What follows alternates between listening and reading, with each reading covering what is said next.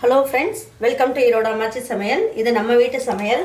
இன்றைக்கி நம்ம பார்க்க போகிறது ஒரு சூப்பரான ஒரு முட்டை பொரியல் ஒன்று செய்யலாம். அது நல்ல ஹெல்த்தியானதாக செஞ்சு கொடுக்கணும் பசங்களுக்கு. அவங்களும் நல்லா விரும்பி சாப்பிட்ற மாதிரி இருக்கணும். அதை எப்படி செய்யலான்றதை பார்ப்போம் வாங்க. நம்மளோட சேனலில் சப்ஸ்கிரைப் பண்ணாதவங்க சப்ஸ்கிரைப் பண்ணிக்கோங்க. சமையல் குறிப்புக்கள்லாம் உடனே உங்களுக்கு வேணும்னு நினச்சிங்கன்னா பக்கத்தில் இருக்க பெல் பட்டனை அழுத்தி வச்சுக்கோங்க. அப்படியே ஃபேஸ்புக், இன்ஸ்டாகிராம், ஷேர் சேட்டை ஃபாலோ பண்ண மறந்துடாதீங்க. இந்த ஸ்வீட் கார்ன் வாங்கிட்டு வந்து இந்த மாதிரி நம்ம வந்து எடுத்தோம்னாலே ரொம்ப ஈஸியாக எடுத்துடலாம். இது எல்லாமே பச்சையாக இருக்கிறது தான். இது நான் வேக வச்சு எடுக்கலை. நம்ம ஊரில் கிடைக்கிற கார்ன் இந்த மாதிரி மக்காச்சோள கருது கிடச்சிது அப்படின்னா நீங்கள் என்ன பண்ணுங்கள், அதெல்லாம் இந்த மாதிரி உரித்து எடுத்துக்கிட்டு ஆவியில் ஒரு நிமிஷம் வேக வச்சு எடுத்துக்கோங்க. அப்போ உங்களுக்கு கொஞ்சம் ஹார்டாக இல்லாமல் ரொம்ப நல்லாயிருக்கும். இது பார்த்திங்கன்னா ஸ்வீட் கார்ன் வந்து நல்லா சாஃப்டாக ரொம்ப நல்லாயிருக்கும் பாருங்கள். இது நல்லா வேக வைக்க வேண்டியதெல்லாம் இல்லை பாருங்கள். இதை நம்ம ஒரு வாட்டி தண்ணியில் நல்லா அலசிட்டு எடுத்து வச்சுக்கலாம். இப்போ பார்த்திங்கன்னா இதுக்கு ஒரு 4 முட்டை எடுத்திருக்கேன். ஒரு பிஞ்ச் அளவுக்கு ஜீரகத்தூள், ஒரு 1/4 ஸ்பூன் அளவுக்கு மிளகுத்தூள். இந்த முட்டைக்கு தேவையான அளவுக்கு ஒரு பிஞ்ச் அளவுக்கு மட்டும் உப்பு போட்டுக்கலாம். உப்பு போட்டுட்டு இதை நல்லா இந்த மாதிரி அடித்து எடுத்துக்கலாம்.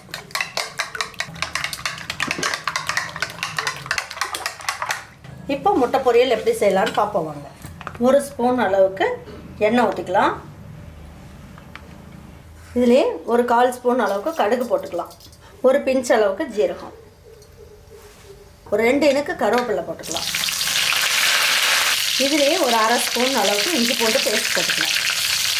இதில் 2 பச்சை மிளகாயை கட் பண்ணி எடுத்து வச்சுக்கலாம். இதை போட்டுக்கோங்க.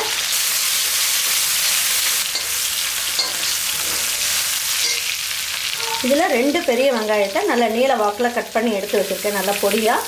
இதையும் போட்டுக்கலாம். இது வதக்கும் போது இந்த முட்டைக்கு தேவையான அளவுக்கு உப்பு போட்டுக்கலாம்.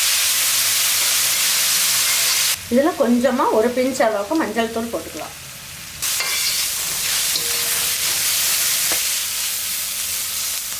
இதில் ஒரு தக்காளியை நல்ல பொடியாக கட் பண்ணி எடுத்து வச்சுருக்கேன், இதையும் போட்டுக்கலாம்.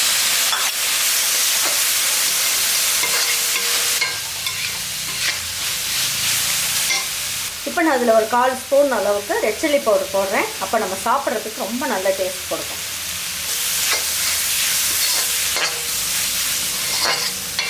தக்காளி, வெங்காயம் எல்லாமே இந்த அளவுக்கு வதக்கியாச்சு. இப்போ என்ன பண்ணலாம், இப்போ நம்ம கார்ன் வந்து உரித்து நல்லா கழுவி வச்சுருக்கோம் இல்லைங்களா, அதை எடுத்து போட்டுடலாம். நான் ஸ்வீட் கார்னுன்றதுனால நான் வேக வச்சு போடல. சாதாரணமாக சோளக்கருது நம்ம ஊரில் கிடைச்சதுன்னா இதை உரித்து ஒரு நிமிஷம் வேக வச்சு நீங்கள் போடுங்க. அப்போ உங்களுக்கு நல்லாயிருக்கும்.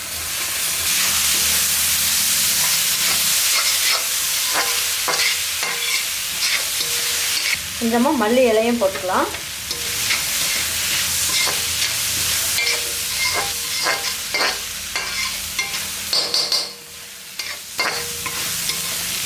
பாருங்க, இந்த அளவுக்கு வதக்கினா போதும்.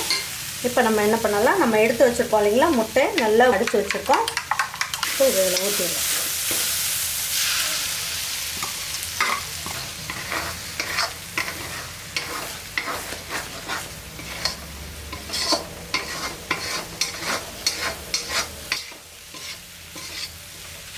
பாருங்கள், சூப்பரான ஸ்வீட் கார்ன் முட்டை பொரியல் ரொம்ப அருமையாக நல்லா காரசாரமாக நல்லா செஞ்சாச்சு.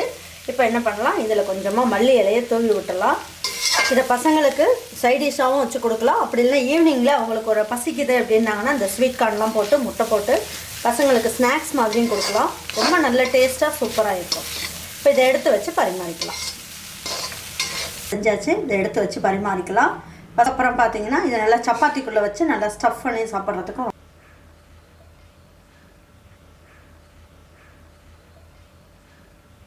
ஒரே மாதிரி செஞ்சு கொடுக்காம இந்த மாதிரி ஸ்வீட் கார்ன் முட்டை பொரியல் ரொம்ப நல்லா பசங்களுக்கெல்லாம் செஞ்சு கொடுக்கலாம். நல்லா விரும்பி சாப்பிடுவாங்க பிள்ளைங்க. நல்லா ஹெல்த்தியானது இது.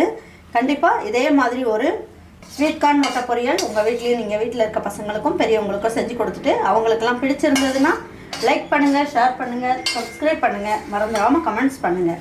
தேங்க்யூ ஃபார் வாட்சிங் erodeammachisamayal. தேங்க்யூ.